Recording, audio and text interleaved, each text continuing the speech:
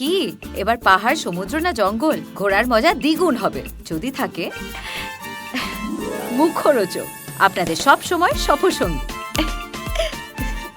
মুখরোচক আপনাদের ভালোবাসায় জড়িয়ে ৭৫ বছর পেরিয়ে। এই মেয়েটিকে আমি চিনি।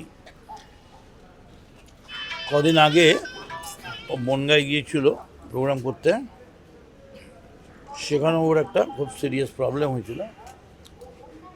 ওর উপর একটা কিছু অসামাজিক লোকজন তারা একটু অশুভতা করার চেষ্টা করেছিল। রাত ৩টের সময় ফোন করেছিল। যাক, সেটা মিটে গেছে। সঙ্গে সঙ্গে আমাদের পার্টির নেতৃত্ব, এমএলএ, এমপি তারা সবাই ইনভলভ হয়ে এখন যা দেখলাম ও ভালো আছে মোটামুটি। ডাক্তার অতনু পাল, ইনসিডেন্টালি উনি আমারও ডাক্তার, কথা বললাম। যেটা মেনলি বললেন যে মেন্টাল চাপ নিতে বারণ করলেন।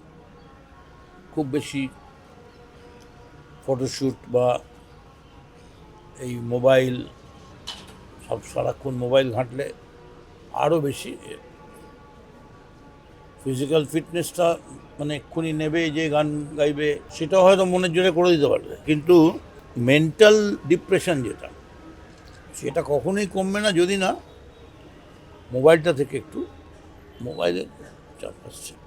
আদারওয়াইজ এমনি এখন ঠিকই আছে। যেটা হয়েছে মানে ইটস ভেরি আনফর্চুনেট। একটা ভালো শিল্পী, আমরা ওর খুব দ্রুত আরোগ্য কামনা করছি। আচ্ছা, ওনার হাজবেন্ড সম্বন্ধে কিছু বলছিলেন বা কিছু না এসেছেন বা না না না, আমি সব জিজ্ঞাসা করিনি। অ্যাকচুয়ালি আমি একজন পলিটিক্যাল কর্মী,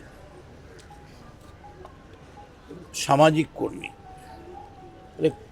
বাড়ির কার, তোমার মা রয়েছে, আমি দেখা হলো, মা রয়েছে, বোন রয়েছে। এখন ওর ব্যক্তিগত ব্যাপারে আমি কেন জিজ্ঞেস করব? আর আমাকে ওরা কিছু বলেনি।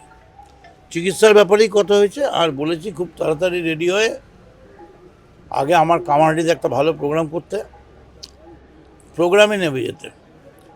প্রোগ্রামে থাকলে সব ডিপ্রেশন কেটে যাবে।